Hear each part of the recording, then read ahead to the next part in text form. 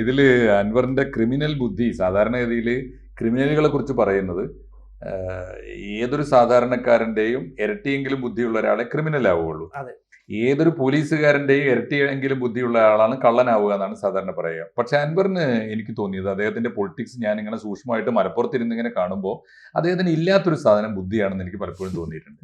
എന്താ കാര്യം എന്ന് വെച്ചാൽ പിണറായിസ് അവസാനിപ്പിക്കാൻ വേണ്ടി ഒരാൾ ഇറങ്ങുമ്പോൾ ആദ്യം ആലോചിക്കേണ്ടത് പിണറായിക്ക് എന്ത് സാധ്യതയുണ്ടെന്നാണ്. പിണറായി എതിരാളിയെ എങ്ങനെയൊക്കെയാണ് പൂട്ടിയിട്ടുള്ളത് എന്ന ചരിത്രം കൃത്യമായി അടുത്തുനിന്ന് അറിഞ്ഞ ഒരാളാണല്ലോ അൻവർ. അത് നേർക്കുനേരെ കണ്ട ഒരാളാണല്ലോ. അപ്പൊ അൻവർ പഠിക്കേണ്ടിയിരുന്നു എന്തൊക്കെ നടക്കുമെന്ന്. സിനുജി പറഞ്ഞൊരു കാര്യം എത്ര കൃത്യമെന്നറിയോ? അൻവറിനെതിരെ വന്ന എല്ലാ പൂട്ടും, ഒന്നാമത്തെ പൂട്ട് എന്താ? UDF എടുക്കാൻ പാടില്ല. അതിന്റെ പിന്നിൽ പിണറായി ഇല്ല എന്ന് ആരെങ്കിലും കരുതുന്നുണ്ടോ?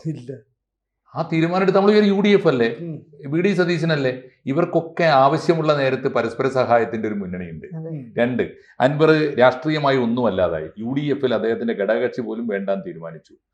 2, ഡൽഹി ബേസ് ചെയ്തുകൊണ്ട് പിണറായി ഏൽപ്പിച്ച ചില പണിയാണ്. എന്തെന്നറിയോ?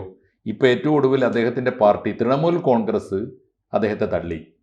അൻവർ നിർത്തുന്ന ഒരു സ്ഥാനാർത്ഥിക്കും തൃണമൂൽ കോൺഗ്രസിന്റെ ചിഹ്നം കൊടുക്കരുത് എന്ന് തൃണമൂൽ കോൺഗ്രസിന്റെ അഖിലേന്ത്യാ കമ്മിറ്റി കേരളത്തിലെ ഇലക്ഷൻ കമ്മീഷൻ എഴുതി കൊടുത്തു. ഇതിന്റെ പിന്നിൽ ആരുമില്ല നമുക്ക് കരുതാൻ പറ്റുമോ?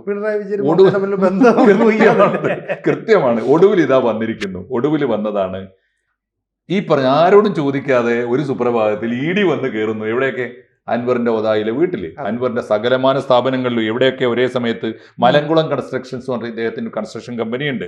അതുപോലെ PVR ഡെവലപ്പേഴ്സ് എന്ന് പറഞ്ഞിട്ട് ഇദ്ദേഹത്തിന്റെ വേറൊരു പ്രമുഖമായ കമ്പനിയുണ്ട്. അതുപോലെ തന്നെ BIS മഞ്ചേരി എന്ന് പറഞ്ഞിട്ട് ഇദ്ദേഹത്തിന് ഈ കമ്പനികളും അൻവറിന്റെ രേഖയിൽപ്പെട്ടതും ഒക്കെയുള്ള വീടുകളിൽ, ഒന്നിലേറെ ഭാര്യമാരുടെ വീടുകളിൽ ഒക്കെ ഒരേ സമയത്ത് ED വന്ന് കയറുകയാണ്. അത്ര എളുപ്പത്തിൽ രക്ഷപ്പെട്ടു പോകാൻ പറ്റുമെന്ന് അൻവർ പ്രതീക്ഷിക്കുന്നുണ്ടാവുമോ?